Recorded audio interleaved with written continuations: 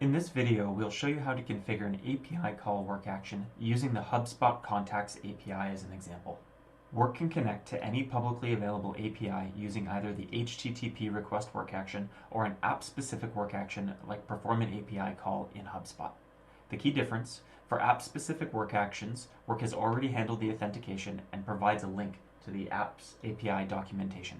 For the general HTTP request work action, you need to configure everything yourself. Let's walk through an example using the HubSpot Contacts API to create a contact. We're going to start by entering the endpoint into the work action. Then we're going to add the connected account. For this API call, the method is post. And then we're going to add our headers and our body.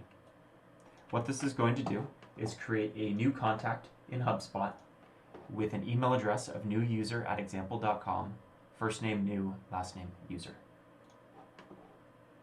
Confirm the work action, connect it to our launch, click save. Before I run this, we're going to look at HubSpot.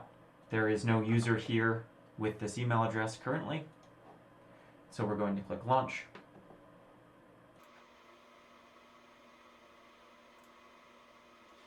Once we've launched the API call, we can see all the inputs and outputs of the work action in the debug console. To see the latest results, you'll want to click refresh. Now, if we go back to HubSpot, we can see that there is a new contact in our HubSpot called new user with the example email address. And that's it. You've successfully set up an API call work action, opening the door to integrate Wrk with almost any external system, all through API connections.